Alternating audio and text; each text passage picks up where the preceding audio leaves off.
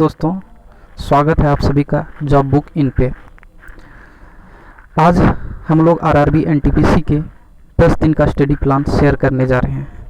अगर आप इस चैनल पे नए हैं तो प्लीज़ सब्सक्राइब करें और बेल आइकन को दबा लें, क्योंकि जिससे आपको समय पे नई नोटिफिकेशन मिलते रहें। चलिए इस वीडियो में अब आगे बढ़ते हैं। 10 दिन का एनटीपीसी की प्रिपरेशन स्ट्रेटजी देखते हैं। इसमें प्लान पहला उन स्टूडेंट के लिए है जिन्होंने अपना प्रिपरेशन अभी स्टार्ट किया है। प्लान 2 उनका है जिनका बेसिक पहले से क्लियर है। चलिए दोनों के लिए बारी बारी से हम लोग इनके स्टडी प्लान के बारे में समझेंगे और जानेंगे।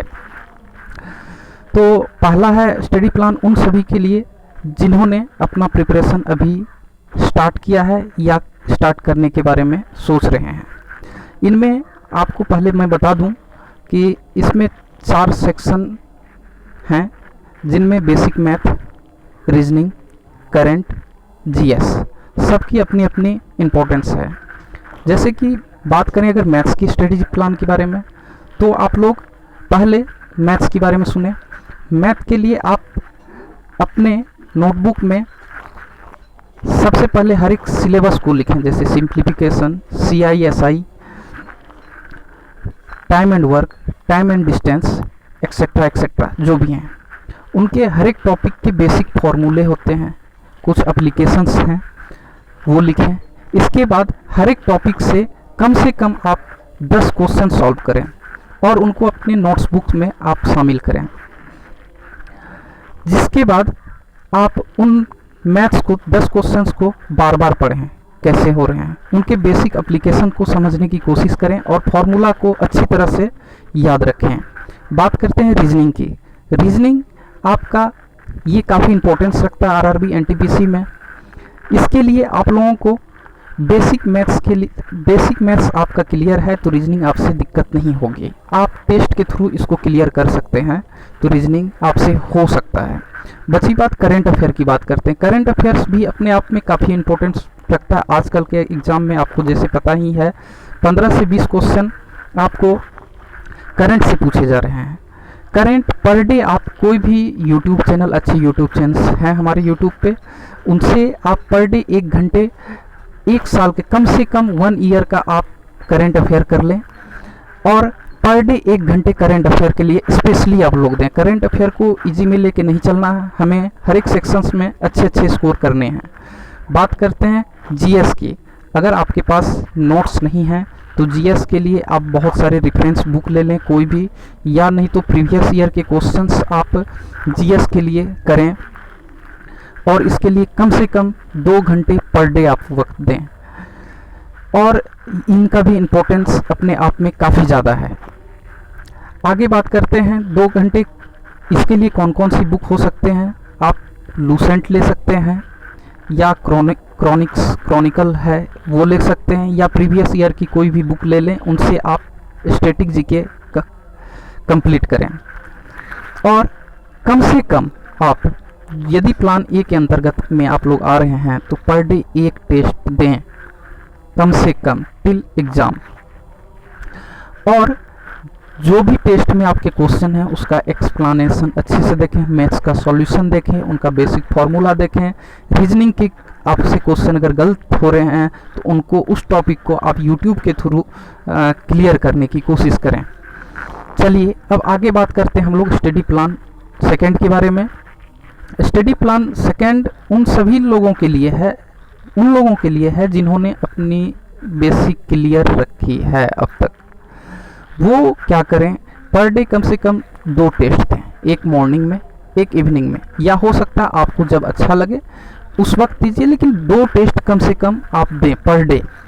और इसके साथ ही टेस्ट आप पहला दिए, उनके जितने भी एक्सप्लेनेशन हैं अच्छी तरह देखें, आपसे जो सही हुए हैं, कितने रॉ मार्क्स आपके आ रहे हैं, जितने नेगेटिव हुए उनको देखें, और जो आप क्वेश्चन अटेम्प्ट नहीं लिए हैं उनको अटेम्प्ट क्वेश्चन को भी देखनी है, आपसे क्यों नहीं बना, उन क्वेश्चंस को सर्कल कर लें, क्योंकि नोट्स करने का वक्त नहीं है अब।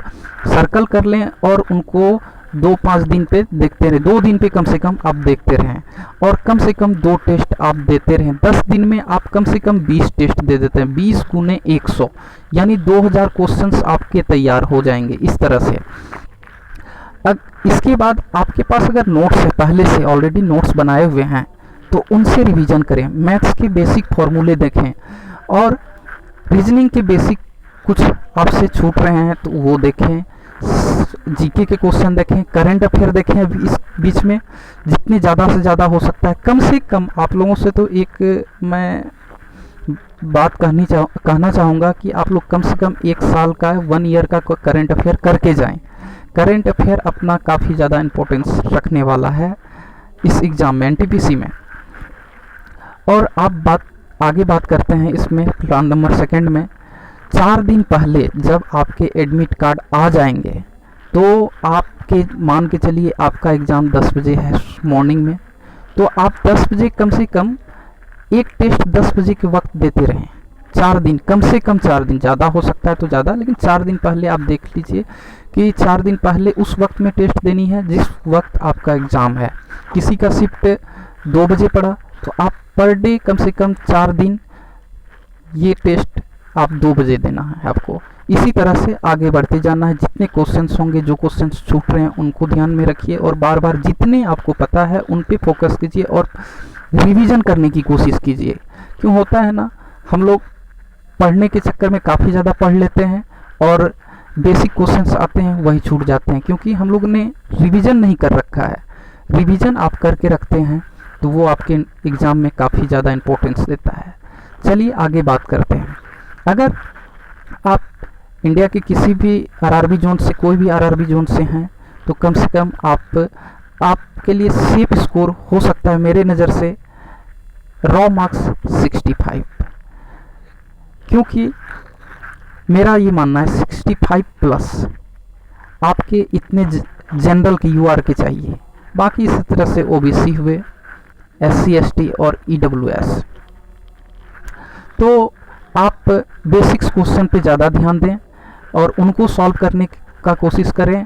मुझे लगता है आप सभी का एग्ज़ाम काफ़ी अच्छे जाएंगे और आप नेगेटिव मार्किंग कम करने की कोशिश करें और जितने से जितने हो सके वो रॉ मार्क्स आप ऑब्टेन करने की कोशिश करें। आप लोग सभी काफ़ी अच्छी तैयारी कर चुके होंगे, नहीं किए हैं तो आप प्लान नंबर 1 को अच्छी तरह से फॉलो करें और देख लें आगे इसमें क्या क्या है। अगर हो सकता है तो आप लोग स्क्रीनशॉट ले लें।